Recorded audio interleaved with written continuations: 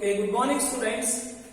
Last class ಅಲ್ಲಿ ನಾವು ಈ ರಾಡಿಕಲ್ಸ್ ಮತ್ತೆ ಆಕ್ಸಿಡೇಷನ್ ನಂಬರ್ ಅನ್ನೋದ್ರ ಬಗ್ಗೆ ನಾವು ಹೇಳಿದ್ದೀವಿ. So definition of oxidation number ಅಂತ ನಾವು ತಗೊಳ್ಳೋದಾದ್ರೆ, it is the charge possessed by an atom during the formation of a compound or a molecule anta ಹೇಳಿದ್ವಿ. That is called as the oxidation number. So ಕೆಲವೊಂದು elements ಬೇರೆ ಬೇರೆ oxidation numbers ಇದಾವೆ. ನಾನು ಹಿಂದೆ class ಅಲ್ಲಿ ಅದನ್ನ ಬರ್ದಿದ್ದೀನಿ. ಯಾವ ಎಲಿಮೆಂಟ್ಸ್ ಗೆ ಡಿಫರೆಂಟ್ ಆಕ್ಸಿಡೇಷನ್ ನಂಬರ್ಸ್ ಬರುತ್ತೋ ಅಂತವುಗಳನ್ನ elements showing variable oxidation numbers ಅಂತ ಕರೀತೀವಿ. ಒಂದು ಎಕ್ಸಾಂಪಲ್ ಒಂದೆರಡು ಎಕ್ಸಾಂಪಲ್ಸ್ ಅನ್ನ ನಾನು ಹೇಳೋದಾದ್ರೆ ನೋಡಿ, ಐರನ್ Fe+2 ಇದ್ದಾಗ ಐರನ್ +2 ಆಕ್ಸಿಡೇಷನ್ ಸ್ಟೇಟ್ ಅಲ್ಲಿ ಇದನ್ನ ನಾವು ಏನಂತ ಕರಿತೀವಿ ಅಂದ್ರೆ ಫೆರಸ್ ಅಂತ ಕರೀತೀವಿ. ಅದೇ ಐರನ್ +3 ಆಕ್ಸಿಡೇಷನ್ ಸ್ಟೇಟ್ ಅಲ್ಲಿ ಇದ್ದಾಗ ಅದನ್ನ ನಾವು ಫೆರಿಕ್ ಅಂತ ಹೇಳ್ತೀವಿ. ಕಾಪರ್ +1 ಆಕ್ಸಿಡೇಷನ್ ಸ್ಟೇಟ್ ಅಲ್ಲಿ ಇದ್ರೆ ಇದನ್ನ ನಾವು ಕ್ಯುಪ್ರಸ್ ಅಂತ ಕರೀತೀವಿ. ಅದೇ ಕಾಪರ್ +2 ಆಕ್ಸಿಡೇಷನ್ ಸ್ಟೇಟ್ ಅಲ್ಲಿ ಇದ್ದಾಗ ಪ್ಲಸ್ ಸ್ಟೇಟ್ ಅಲ್ಲಿ ಇದ್ದಾಗ +2 ಅಥವಾ 2+ ಅಂತ ಏನ್ ನಾವು ಬರೀತೀವಲ್ಲ, ಸೊ ಪ್ಲಸ್ ಇದ್ದಾಗ ಇದನ್ನ ನಾವು ಕ್ಯುಪ್ರಿಕ್ ಅಂತ ಕರೀತೀವಿ. ಸರಿ, ಐರನ್ +2 ಇದ್ದಾಗ ಫೆರಸ್ ಅಂತ ಬರ್ದಿದ್ದೀರಾ, ಕಾಪರ್ +2 ಇದ್ದಾಗ ಕ್ಯುಪ್ರಿಕ್ ಅಂತ ಇದನ್ನೇ ಕ್ಯುಪ್ರಸ್ ಅಂತ ಬರಿಬಹುದಾಗಿತ್ತಲ್ಲ ಅಂತ ಕೇಳಬಹುದು ನೀವು. ಯೂಶುವಲ್ ಆಗಿ ಲೋಯರ್ ಆಕ್ಸಿಡೇಷನ್ ಸ್ಟೇಟ್ ಅನ್ನ ನಾವು OUS ಅಂತ ಸೇರಿಸ್ತೀವಿ. ಈಗ ಕ್ಯುಪ್ರಸ್, ಫೆರಸ್. ಅದೇ ತರ PB ಲೆಡ್ +2 ಆಕ್ಸಿಡೇಷನ್ ಸ್ಟೇಟ್ ಅಲ್ಲಿ ಇದ್ದಾಗ ಪ್ಲಂಬಸ್ ಅಂತ ಹೇಳ್ತೀವಿ. ಅದೇ ಲೆಡ್ +4 ಆಕ್ಸಿಡೇಷನ್ ಸ್ಟೇಟ್ ಅಲ್ಲಿ ಇದ್ದಾಗ ಪ್ಲಂಬಿಕ್ ಅಂತ ಹೇಳ್ತೀವಿ. ನೋಡಿ, PB ಅಥವಾ +2 ಇದ್ದಾಗ ಇಟ್ ಈಸ್ ಪ್ಲಂಬಸ್ ಅಂತ ಹೇಳ್ತೀವಿ. ಅದೇ PB +4 ಆಕ್ಸಿಡೇಷನ್ ಸ್ಟೇಟ್ ಅಲ್ಲಿ ಇದ್ದಾಗ ಪ್ಲಂಬಿಕ್ ಅಂತ ಹೇಳ್ತೀವಿ. ಪ್ಲಂಬಿಕ್. ಸೊ ಲೆಡ್ಡಿನ ಲೋಯರ್ ಆಕ್ಸಿಡೇಷನ್ ಸ್ಟೇಟ್ ಯಾವುದು ಅಂದ್ರೆ +2 ಅಂತ ಆಗುತ್ತೆ.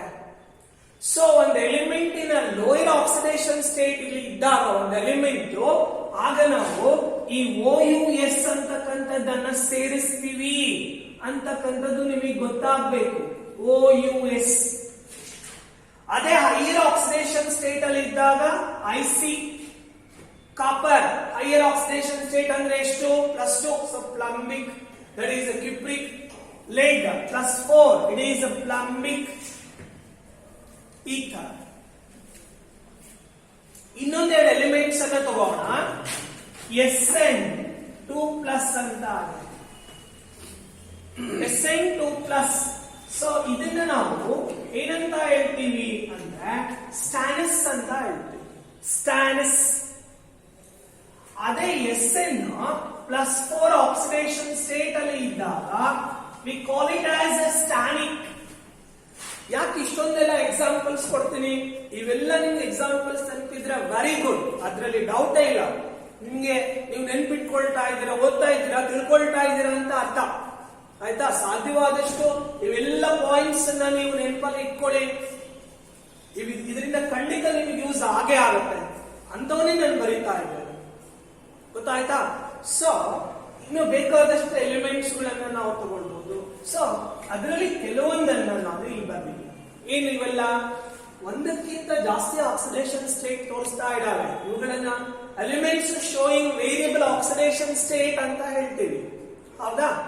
So the charge possessed by an atom during the formation of A compound either by losing R gaining electrons, ಹೌದಾ? ಸೊ ಇದನ್ನ ನಾವು ಆಕ್ಸಿಡೇಷನ್ ನಂಬರ್ ಅಂತ ಹೇಳ್ತೀವಿ. ಈಗ ನಾನು ನಿನ್ನೆ ಕ್ಲಾಸಲ್ಲಿ ಕೆಲವೊಂದನ್ನ ರಿಪೀಟ್ ಮಾಡ್ತೇನೆ ಇವತ್ತು, ಯಾಕಂದ್ರೆ ಸುಮಾರು ಜನಕ್ಕೆ ಒಂದೇ ದಿವಸಕ್ಕೆ ಇಷ್ಟೊಂದೆಲ್ಲ ನೆನ್ಪಿಟ್ಕೊಳ್ಳೋದು ಸ್ವಲ್ಪ ಕಷ್ಟ. ನೀವೆಲ್ಲ ಇವನು ಓದಿದ್ದೀರಿ, ಇಲ್ಲ ಅಂತ ನಾನು ಹೇಳ್ತಾ ಇಲ್ಲ, ಬಟ್ ಒಂದ್ ಸ್ಟ್ರೆಚ್ ಅಲ್ಲಿ ಅಷ್ಟೊಂದೆಲ್ಲ ನೆನ್ಪಿಟ್ಕೊಂಡು ಬರೆಯೋದು ಕೆಲವೊಬ್ಬರಿಗೆ ಕಷ್ಟ ಆಗುತ್ತೆ. ಹೌದಾ? ಪರವಾಗಿಲ್ಲ, ನಿಧಾನಕ್ಕೆ ಕಲ್ತ್ಕೊಳ್ಳಿ. ಹಂತ ಹಂತವಾಗಿ ಇವತ್ತು ಒಂದೇ 10 ಎಲಿಮೆಂಟ್, ನೆಕ್ಸ್ಟ್ ಇನ್ನೊಂದು 10, ಈ ತರ ಒಂದ್ 2-3 ದಿನದಲ್ಲಿ ನೀವು ಪರ್ಫೆಕ್ಟ್ ಆಗ್ಬೇಕು. ನಿನ್ನೆ ಬರ್ದಿರ್ತಕ್ಕಂಥ ಕೆಲವೊಂದು ಪಾಯಿಂಟ್ಸ್, ಕೆಲವೊಂದು ರಾಡಿಕಲ್ಸ್ ಅನ್ನ ನಾನು ಹೇಳೋದಾದ್ರೆ ನೋಡಿ, ರಾಡಿಕಲ್ ಅಂತ ನಾನು ಹೇಳಿದ್ದೇನೆ, an atom or ion, group of atom, an atom or group of atom which possess either positive or negative charge, and during the formation of a compound, during the reaction, it reacts independently. ಅಷ್ಟೇ ಅಲ್ಲ, it exists independently. ಅದೆಲ್ಲ ನಿಮಗೆ ನಾನು ಹೇಳಿ, ಈ definition ನಾನು ಹೇಳೋ ಸುಲಭ, ನೀವು ಕೇಳಿಸ್ಕೊಳ್ತೀರಿ, ಅದನ್ನ ಸರಿಯಾಗಿ ಅರ್ಥ ಮಾಡ್ಕೊಳ್ಬೇಕು ನೀವು. ನಾನು ಹೇಳಿದ್ದೀನಿ, ನಿನ್ನೆ ಕ್ಲಾಸ್ ಅಲ್ಲಿ ಕೂಡ ಹೇಳಿದ್ದೀನಿ. ಸೊ ಸರಿ, how does it react independently ಅನ್ನೋದು ನಿಮ್ಗೆ ಲ್ಯಾಬ್ ಅಲ್ಲಿ ಗೊತ್ತಾಗುತ್ತೆ. ಹೌದಾ? ಸೊ ಕೆಲವೊಂದು ರಾಡಿಕಲ್ಸ್ ಅನ್ನ ನಾನು ಸ್ವಲ್ಪ ಇನ್ನೊಂದು ರೀಕಾಲ್ ಮಾಡ್ಕೊಳ್ಳೋಣ. NH4+ ಅಂತ ಇದೆ, that is called as ammonium. ಹೌದಾ? ಸೊ ಅದೇ ತರ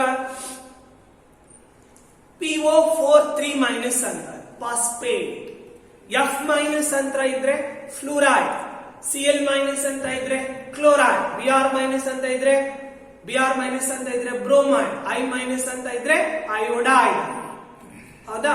Cr2O7 that is called as a dichromate. CrO4 ಅಂತ ಇದ್ದಾಗ that is called as a chromate. ಹೌದಾ? MnO4- ಅಂತ ಇದ್ದಾಗ ಅದನ್ನ ನಾವು ಪರ್ಮಾಂಗನೇಟ್ ಅಂತ ಹೇಳ್ತೇವೆ. ಅದೇ MnO4 ಇದ್ದಾಗ ಮ್ಯಾಂಗನೇಟ್ ಅಂತ ಹೇಳ್ತೀವಿ. ಮ್ಯಾಂಗನೇಟ್ ಅಯಾನ್, ಅದು ಮ್ಯಾಂಗನೇಟ್ ಅಯಾನ್. ಅದೇ ತರ ಆಕ್ಸೈಡ್ ಅಂತ ಇದ್ದಾಗ ನೋಡಿ, ಬರಿಬೇಕಾದ್ರೆ ಹೇಳೋದ್ಬೇಕಾದ್ರೆ ಸ್ವಲ್ಪ ನಿಮಗೆ ಕಷ್ಟ ಆಗುತ್ತೆ, ಬರ್ಕೊಂಡು ಬರಿಬೇಕಾದ್ರೆ O2-, ಇಲ್ಲಿ ಬರೆದ್ರೆ ಇದನ್ನ ಸೂಪರ್ ಸ್ಕ್ರಿಪ್ಟ್ ಅಂತ ಕರಿತೀವಿ, ಅರ್ಥ ಮಾಡ್ಕೊಳ್ಳಿ. ಇಲ್ಲಿ ಬರೆದ್ರೆ ಇದು ಸೂಪರ್ ಸ್ಕ್ರಿಪ್ಟ್. ಸೊ O2- ಅನ್ನ ನಾವು ಏನಂತ ಹೇಳ್ತೀವಿ? ಆಕ್ಸೈಡ್ ಅಂತ ಹೇಳ್ತೀವಿ. ಅದೇ ಪೆರಾಕ್ಸೈಡ್ ಫಾರ್ಮುಲಾ ಬರಿಬೇಕಾದ್ರೆ O2 ಅಂತ ಬರಿತೀವಿ. ನೋಡಿ, ಇಲ್ಲಿ ಬರೆದ್ರೆ ಇದನ್ನ ನಾವು ಸಬ್ಸ್ಕ್ರಿಪ್ಟ್ ಅಂತ ಹೇಳ್ತೀವಿ. ಸರಿಯಾಗಿ ಅರ್ಥ ಮಾಡ್ಕೋಬೇಕು. ಇಲ್ಲಿ ಬರೆದ್ರೆ ಇದನ್ನ ನಾವು ಸೂಪರ್ ಸ್ಕ್ರಿಪ್ಟ್ ಅಂತ ಹೇಳ್ತೀವಿ. Super script. ನಾವು ಆಕ್ಸೈಡ್ ಅಂತ ಹೇಳಿದಾಗ O2-, ಆ 2- ಅನ್ನು ಎಲ್ಲಿ ಬರಿಬೇಕು ಅನ್ನೋದಿದೆಯಲ್ಲ, ಅದು ನಮ್ಗೆ ಬಹಳ ಇಂಪಾರ್ಟೆಂಟ್ ಆಗುತ್ತೆ. ಹೌದೋ ಇಲ್ವಾ? ಸೊ ಹಾಗಾಗಿ ನಾನು ಬರೆದ ಇದ್ದೀನಿ. ಸೊ ಎಲ್ಲಿ ನಾವು ಬರೀತೀವಿ, ಯಾವುದಕ್ಕೆ? ಸೊ ಸಬ್ಸ್ಕ್ರಿಪ್ಟ್ ಅಲ್ಲಿ ಏನ್ ಬರಿಬೇಕು, ಸೂಪರ್ ಸ್ಕ್ರಿಪ್ಟ್ ಅಲ್ಲಿ ಏನ್ ಬರಿಬೇಕು, ಇವನ್ನೆಲ್ಲ ನೀವು ಈಗ ತಿಳ್ಕೋಬೇಕಾದ್ರೆ ಬಹಳ ಇಂಪಾರ್ಟೆಂಟ್. ಅಷ್ಟೇ ಅಲ್ಲ, ಈ ಟರ್ಮ್ ನೆನಪಲ್ಲಿ ಇಟ್ಕೊಳ್ಬೇಕು. ಸಬ್ಸ್ಕ್ರಿಪ್ಟ್ ಅಲ್ಲಿ ಏನ್ ಬರೀತೀವಿ, ಕೆಲವೊಂದಕ್ಕೆ ಸೂಪರ್ ಸ್ಕ್ರಿಪ್ಟ್ ಅಲ್ಲಿ ಏನ್ ಬರೀತೀವಿ ಅಂತಕ್ಕಂಥದ್ದನ್ನ ನೀವು ನೆನಪಲ್ಲಿ ಇಟ್ಕೊಳ್ಬೇಕು. ಈಗ ಇನ್ನೊಂದಿದೆ O2- ಅಂತ, ಇದನ್ನ ನಾವೇನಂತ ಕರಿತೀವಿ? ಸೂಪರ್ ಆಕ್ಸೈಡ್ ಅಂತ ಕರಿತೀವಿ. Super oxide. ಇದು ಆಕ್ಸೈಡ್ ಇದೆ, ಇದು ಪ್ಯಾರಾಕ್ಸೈಡ್ ಇದೆ, ಇದು ಸೂಪರ್ ಆಕ್ಸೈಡ್. ಹೀಗೆ ರಾಡಿಕಲ್ಸ್ ಬಗ್ಗೆ ನಾವು ತಿಳ್ಕೊಂಡಿದ್ದೀವಿ. ಇನ್ನೊಂದು, ಈ ರಾಡಿಕಲ್ಸ್ ಬಗ್ಗೆ ಇನ್ನೊಂದು ಇನ್ಫಾರ್ಮೇಶನ್ ಅನ್ನ ಇವತ್ತು ಡಿಸ್ಕಸ್ ಮಾಡೋಣ. ಏನು? ಈ 2 ಟೈಪ್ಸ್ ಆಫ್ ರಾಡಿಕಲ್ಸ್ ಇದೆ. ಯಾವ ರಾಡಿಕಲ್ಗೆ ಪಾಸಿಟಿವ್ ಚಾರ್ಜ್ ಇದೆನೋ ಅದನ್ನ ನಾವು ಕ್ಯಾಟಯಾನ್ಸ್ ಅಂತ ಹೇಳ್ತೀವಿ. ಯಾವುದಕ್ಕೆ ನೆಗೆಟಿವ್ ಚಾರ್ಜ್ ಇರುತ್ತೋ ಅದನ್ನ ನಾವು ಆನಯಾನ್ ಅಂತ ಹೇಳ್ತೀವಿ. ಈ ಆನಯಾನ್ಸ್ ಅನ್ನ ನಾವು ಆಸಿಡ್ ರಾಡಿಕಲ್ಸ್ ಅಂತ ಕರೀತೀವಿ. ನೋಡಿ, ರಾಡಿಕಲ್ಸ್ ಅಲ್ಲಿ 2 ಟೈಪ್ಸ್ ಇದೆ. ರಾಡಿಕಲ್ಸ್, ಈ ರಾಡಿಕಲ್ಸ್ ಅಲ್ಲಿ 2 ಟೈಪ್ಸ್ ಇದೆ. ಒಂದು ಆಸಿಡ್ ರಾಡಿಕಲ್ ಅಂತ ಕರೀತೀವಿ, ಆಸಿಡ್ ರಾಡಿಕಲ್. ಎರಡನೇದು basic radical. Basic radical. Acid radical ಅಂತ ಯಾವುದು ಹೇಳ್ತೀವಿ? ಆಸಿಡ್ ರಾಡಿಕಲ್ಗೆ ನೆಗೆಟಿವ್ ಚಾರ್ಜ್ ಇರುತ್ತೆ. So atom or group of atom which carries negative charge, all the negatively charged species are called as acid radicals. ಇನ್ನೊಂದ್ರಲ್ಲಿ ಹೇಳೋದಾದ್ರೆ they are called as anions ಅಂತ ಹೇಳ್ತೀವಿ. ಹೌದಾ? ಬೇಕಾದಷ್ಟು ಎಕ್ಸಾಂಪಲ್ಸ್ ಇಲ್ಲೇ ಬೋರ್ಡ್ ಮೇಲೆ ಇದ್ದಾವೆ. ಅವಾಗ್ಲೇ ನಾನು ಹೇಳಿದೆ ಪೊಟ್ಯಾಷಿಯಂ ಅದು ಪರ್ಮಾಂಗನೇಟ್ ಅಂತ ಹೇಳಿದ್ರೆ, ಮ್ಯಾಂಗನೇಟ್ ಅಯಾನ್, ಡೈಕ್ರೋಮೇಟ್, ಕ್ರೋಮೇಟ್, ಹೌದಾ, ಕ್ಲೋರಸ್, ಕ್ಲೋರೇಟ್, ಪರ್ಕ್ಲೋರೇಟ್, ಈ ತರ ಬೇಕಾದಷ್ಟು example. Fluoride, chloride, bromide, bicarbonate, carbonate, ಹೌದಾ. ನಾನು ಹೇಳ್ತಿರೋ ಸ್ಪಾಂಟೇನಿಯಸ್ ಆಗಿ ನಿಮ್ಗೆ ಆ ತರ ಹೇಳಕ್ ಬರ್ಬೇಕು ನೋಡಿ, ಮನೇಲಿ ಕುತ್ಕೊಂಡು ಪ್ರಾಕ್ಟೀಸ್ ಮಾಡ್ಬೇಕಂದ್ರೆ. ಸೊ ಯಾವುದಕ್ಕೆ ನೆಗೆಟಿವ್ ಚಾರ್ಜ್ ಇರುತ್ತೋ ಅದು ಆಸಿಡ್ ರಾಡಿಕಲ್. ಹಾಗಾದ್ರೆ ಬೇಸಿಕ್ ರಾಡಿಕಲ್ಗೆ ಯಾವ ಚಾರ್ಜ್ ಇರುತ್ತೆ? ಪಾಸಿಟಿವ್ ಚಾರ್ಜ್ ಇರುತ್ತೆ. ಸೊ ನೆಗೆಟಿವ್ ಚಾರ್ಜ್ ಇರ್ತಕ್ಕಂಥದ್ದು ಆನಯಾನ್ ಅಂತ ಹೇಳ್ತೀವಿ, ಪಾಸಿಟಿವ್ ಚಾರ್ಜ್ ಇರ್ತಕ್ಕಂಥದ್ದನ್ನ ನಾವು ಕ್ಯಾಟಯಾನ್ ಅಂತ ಹೇಳ್ತೀವಿ. ಕ್ಯಾಟಯಾನ್, ಹೌದಾ. ಸೊ 2 ಟೈಪ್ಸ್ ಆಫ್ ರಾಡಿಕಲ್ಸ್, ಒಂದು ಆಸಿಡ್ ರಾಡಿಕಲ್, ಇನ್ನೊಂದು ಬೇಸಿಕ್ ರಾಡಿಕಲ್.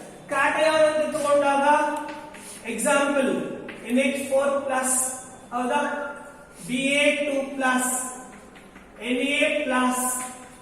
K+, ಹೌದಾ.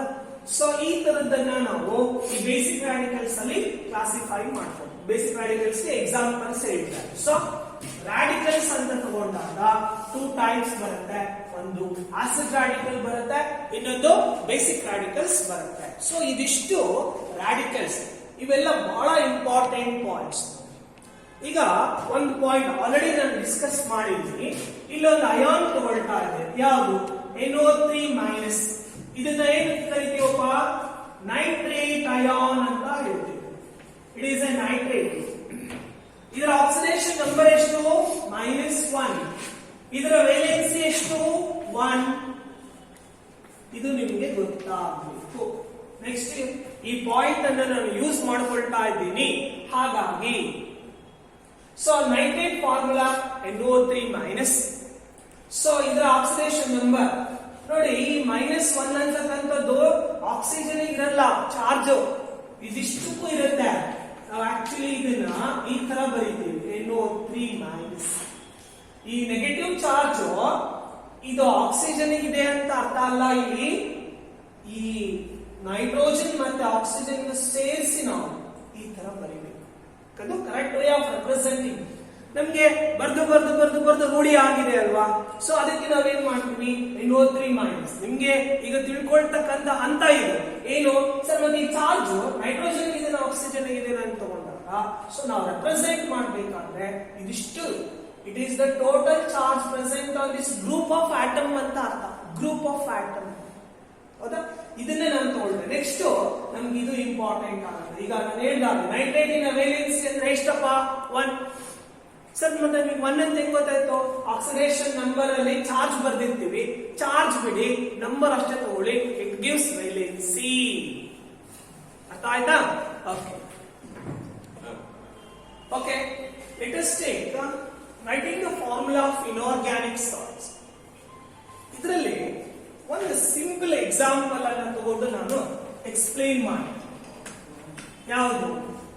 ಸೋಡಿಯಂ ಕ್ಲೋರೈಡ್ ಅಂತ ತಗೊಂಡು, ಸೋಡಿಯಂ ಕ್ಲೋರೈಡ್. ಈ ಸೋಡಿಯಂ ಕ್ಲೋರೈಡ್ ಅಂತ ತಗೊಂಡಾಗ ನೋಡಿ, ನೆನಪಲ್ಲಿ ಇಟ್ಕೊಳ್ಳಿ, ಯೂಶಲಿ ನಾವು ಇನ್ಆರ್ಗ್ಯಾನಿಕ್ ಸಾಲ್ಟ್ ಅನ್ನ ನೇಮ್ ಬರಿಬೇಕಾದ್ರೆ ಫಸ್ಟ್ ಪಾರ್ಟ್ ಇರುತ್ತಲ್ಲ, ಇದು ಏನಾಗಿರುತ್ತೆ ಅಂದ್ರೆ ಮೆಟಾಲಿಕ್ ಪಾರ್ಟ್ ಆಗಿರುತ್ತೆ. ಈ ಕ್ಲೋರೈಡ್ ಅಂತಕ್ಕಂಥದ್ದು ಏನಿದೆಯಲ್ಲ, ಇದು ನಾನ್ ಮೆಟಾಲಿಕ್ ಪಾರ್ಟ್ ಆಗಿರುತ್ತೆ. ನಾನು ಜನರಲ್ ಆಗಿ ಇದನ್ನು ಹೇಳ್ತಾ ಇದ್ದೀನಿ, ಇದು ಎಲ್ಲದಕ್ಕೂ ಅಪ್ಲೈ ಆಗುತ್ತೆ ಅಂತ ಅಲ್ಲ. ಗೊತ್ತಾಯ್ತಾ ಸರ್? ಮತ್ತೆ ಅಮೋನಿಯಂ ಸಲ್ಫೇಟ್ ಅಲ್ಲಿ ಮೆಟಲ್ ಇಲ್ಲಲ್ಲ ಸರ್, ಮತ್ತೆ ನೀವು ಮೆಟಲ್ ಅಂತ ಹೇಳಿದ್ರಿ, ಹಂಗಲ್ಲ. Most of the inorganic salts ಇದು ಅಪ್ಲೈ ಆಗುತ್ತೆ ಅಂತ ನಾನು ಹೇಳ್ತಾ ಇದ್ದೇನೆ. ಸೊ ಈಗ ಸೋಡಿಯಂ ಕ್ಲೋರೈಡ್ ಅಲ್ಲಿ ಮೆಟಾಲಿಕ್ ಪಾರ್ಟ್ ಇದೆ, ನಾನ್ ಮೆಟಾಲಿಕ್ ಪಾರ್ಟ್ ಅಂತ. ಯೂಶಲ್ ಆಗಿ ಒಂದು ಇನ್ಆರ್ಗ್ಯಾನಿಕ್ ಸಾಲ್ಟ್ ಅಂತ ತಗೊಂಡಾಗ ಈ ತರ 2 ಪಾರ್ಟ್ ಇರುತ್ತೆ. ಫಸ್ಟ್ ಸ್ಟೆಪ್ ಫಾರ್ಮುಲಾ ಬರೀಬೇಕಾದ್ರೆ ನಾವ್ ಏನ್ ಮಾಡ್ತೀವಿ ಅಂದ್ರೆ, ಸೋಡಿಯಂ ಅಂತಕ್ಕಂಥ ಎಲಿಮೆಂಟ್ ಏನಿದೆ, ಆ ಎಲಿಮೆಂಟಿನ ಅಂದ್ರೆ ಆ ಎಲಿಮೆಂಟ್ ಅಲ್ಲಿ ಇರ್ತಕ್ಕಂಥ ಆಟಮಿನ ಸಿಂಬಲ್ ಅನ್ನು ಬರ್ಕೊಳ್ತೀವಿ. ಏನಪ್ಪ ಸಿಂಬಲ್? Na. ಕ್ಲೋರೈಡ್ ಅಂತ ಇದೆ, ನೆನಪಲ್ಲಿ ಇಟ್ಕೊಳ್ಳಿ ಸರ್. ಮತ್ತೆ ಕ್ಲೋರೈಡ್ ಅಂತ ಬರ್ದಾಗ, ಕ್ಲೋರೈಡ್ ಅಂತ ತಗೊಂಡಾಗ Cl- ಅಂತ ಬರಿತೀವಲ್ಲ, ಈಗ ಕ್ಲೋರೈಡ್ ಅಂತ ಇದ್ದಾಗ Cl ಮೈನಸ್ ಅಂತ ಬರಿಬಾರ್ದು, ಆಟಮಿನ ಸಿಂಬಲ್ ಅನ್ನು ಮಾತ್ರ ಬರಿಬೇಕು. ಹಾಗಾದ್ರೆ ಕ್ಲೋರೈಡ್ ಅಲ್ಲಿ ಸಿಂಬಲ್ ಆಟಮ್ ಯಾವುದು? Chlorine, Cl. ಇದು ಫಸ್ಟ್ ಸ್ಟೆಪ್. ಅಂದ್ರೆ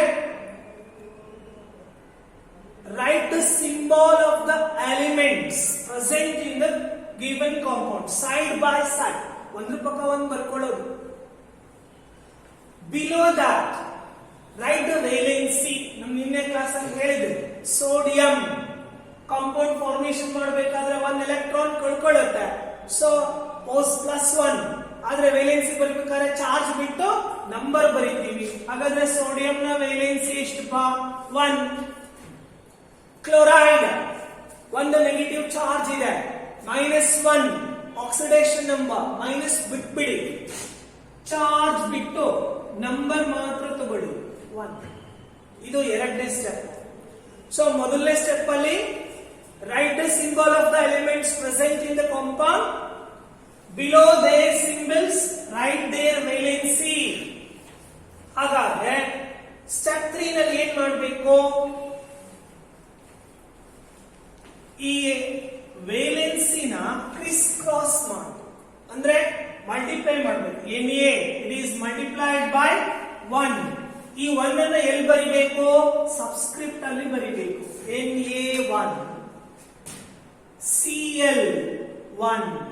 ಹಾಗಾದ್ರೆ ಸೋಡಿಯಂ ಕ್ಲೋರೈಡ್ ಇರೋ ಫಾರ್ಮುಲಾ Na1 Cl1. ಸೊ ಇದನ್ನ ನಾವು ಏನಂತ ಬರಿತೀವಪ್ಪ? NaCl ಅಂತ ಬರಿತೀವಿ. ಇಲ್ಲಿ 1 ಇರುತ್ತೆ ಅಂತ ಅರ್ಥ, 1 ಇರುತ್ತೆ ಅಂತ ಅರ್ಥ. ಸೊ ಹಾಗಾದ್ರೆ ಇನ್ ಜನರಲ್ ಆಗಿ ನಾನು ಏನ್ ಹೇಳ್ತಾ ಇದ್ದೀನಿ? How to write the formula of the inorganic salt. First write the symbol of the elements present in the given compound side by side. ಆ ಕಾಂಪೌಂಡ್ ಅಲ್ಲಿ ಯಾವ ಎಲಿಮೆಂಟ್ಸ್ ಇದಾವೆ ಆ ಎಲಿಮೆಂಟ್ಸ್ ಅನ್ನ ಒಂದ್ರ ಪಕ್ಕ ಒಂದು ಬರ್ಕೊಳ್ಳಿ. ಆ ಎಲಿಮೆಂಟ್ಸ್ ನ ಸಿಂಬಲ್ಸ್ ಬರ್ದಾದ್ಮೇಲೆ ಆಟಮ್ ಏನಿರುತ್ತೆ ಅದ್ರ ಸಿಂಬಲ್ಸ್ ಬರ್ದಾದ್ಮೇಲೆ ಅದ್ರ ಕೆಳಗಡೆ ಏನ್ ಬರಿಬೇಕು? ವೇಲೆನ್ಸಿ ಬರಿಬೇಕು. ವೇಲೆನ್ಸಿ ಬರ್ದಾದ್ಮೇಲೆ ಆ ವೇಲೆನ್ಸಿನ ಕ್ರಿಸ್ ಕ್ರಾಸ್ ಮಾಡ್ಬೇಕು ಈ ತರ. ಸೊ ಮಾಡ್ಬಿಟ್ಟು ಎಷ್ಟು ನಂಬರ್ ಬರುತ್ತೋ ಅಷ್ಟು ನಂಬರ್ ಬರುತ್ತೆ. ನೀವು NaCl ಅಂತ ಬರಿಬೇಕಾದ್ರೆ Na1Cl1 ಅಂತಾನೂ ಬರಿಬಹುದು. ಸೊ ಬರೆಯೋ ಅವಶ್ಯಕತೆ ಇರಲ್ಲ. So it is understood. So ಹಾಗಾಗಿ ಇದನ್ನ ಈ ತರ ಬರಬೇಕು. ಇನ್ನೊಂದು ಎಕ್ಸಾಂಪಲ್, ಕ್ಯಾಲ್ಸಿಯಂ ಆಕ್ಸೈಡ್.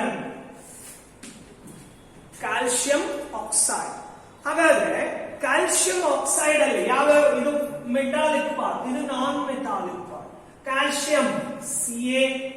ಆಕ್ಸೈಡ್ ಅಲ್ಲಿ ಯಾವ ಎಲಿಮೆಂಟ್? ಆಕ್ಸಿಜನ್. ಅದರ ಸಿಂಬಲ್ ಆಕ್ಸಿಜನ್ ಆಟಮಿನ ಸಿಂಬಲ್ O. ಹಾಗಾದ್ರೆ ಕ್ಯಾಲ್ಸಿಯಂ ಈ ಕಾಂಪೌಂಡ್ ಅಲ್ಲಿ 2 ಎಲೆಕ್ಟ್ರಾನ್ಸ್ ಪಡ್ಕೊಳ್ಳುತ್ತೆ. ನಿನ್ನೆ ಬರ್ತಿದೀವಿ ಆಕ್ಸಿಡೇಷನ್ ನಂಬರ್. ಸೊ +2 ಪ್ಲಸ್ ಬಿಟ್ಟು 2 ಬರೀಬೇಕು. ಆಕ್ಸೈಡ್ ಅವಾಗಲೇ ಹೇಳಿದೆ ಇದರ ವೇಲೆನ್ಸಿ 2. ಈಗ ಏನ್ ಮಾಡೋಣ?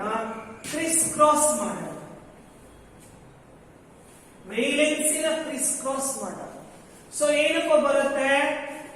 Ca2O2 Ca2O2. ಇಲ್ಲೂ 2 ಇದೆ, ಇಲ್ಲೂ 2 ಇರೋದ್ರಿಂದ 2 ಇಂದ ಡಿವೈಡ್ ಮಾಡಬೇಕು. ವೇಲೆನ್ಸಿ ಸೇಮ್ ಇದ್ದಾಗ, ಸೊ ಎರಡರದ್ದು ವೇಲೆನ್ಸಿ ಸೇಮ್ ಇದೆ, 2 2 ಅಂತ ಇರೋದ್ರಿಂದ so we can write it as CaO. ಹಾಗಾದ್ರೆ ಫಾರ್ಮುಲಾ ಆಫ್ ಕ್ಯಾಲ್ಸಿಯಂ ಆಕ್ಸೈಡ್ ಏನಾಗುತ್ತೆ? CaO ಅಂತ ಆಗುತ್ತೆ. ಹೌದಾ? ಇದೇ ತರ ಇನ್ನೊಂದು ಎಕ್ಸಾಂಪಲ್ ಅನ್ನು ತಗೋಣ. Magnesium chloride. Magnesium chloride. ಹಾಗಾದ್ರೆ ಈ ಮೆಗ್ನೀಷಿಯಂ ಕ್ಲೋರೈಡ್ ಅಲ್ಲಿ ಮೆಗ್ನೀಷಿಯಂ ಇದೆ, ಏನಪ್ಪ ಸಿಂಬಲ್? Mg. ಕ್ಲೋರೈಡ್ ಇದೆ ಅಂದ್ರೆ Cl. ಮೆಗ್ನೀಷಿಯಂನ ವೇಲೆನ್ಸಿ ಎಷ್ಟು? 2. ಕ್ಲೋರಿನಿನ ವೇಲೆನ್ಸಿ ಎಷ್ಟಪ್ಪ? 1. ಸರ್ ಮತ್ತೆ ನಮಗೆ ಹೆಂಗ್ ಗೊತ್ತಾಗುತ್ತೆ ವೇಲೆನ್ಸಿ? ನಿನ್ನೆ ನಾನು ಎಲ್ಲ ಬರ್ದಿದ್ದೀನಲ್ಲ ಅವುಗಳನ್ನ. ಅಲ್ಲಿದೆ. ಅದಕ್ಕೆ ನಾನು ಹೇಳಿದ್ದು ಅವೆಲ್ಲವೂ ನೀವು ಪರ್ಫೆಕ್ಟ್ ಆಗ್ಬೇಕು. ಅವೆಲ್ಲ ಪರ್ಫೆಕ್ಟ್ ಆದ್ರೆ ಮಾತ್ರ ಇದು ಈಸಿ ಆಗಿ ಬರುತ್ತೆ, ಇಲ್ಲ ಅಂದ್ರೆ ಬರಲ್ಲ. ಓಕೆ, ಈಗೇನ್ ಮಾಡೋಣ, ವೇಲೆನ್ಸಿನ ಕ್ರಿಸ್ ಕ್ರಾಸ್ ಮಾಡೋಣ. ಸೊ ಹಾಗಾದ್ರೆ ಕ್ರಿಸ್ ಕ್ರಾಸ್ ಮಾಡಿದಾಗ Mg1Cl2.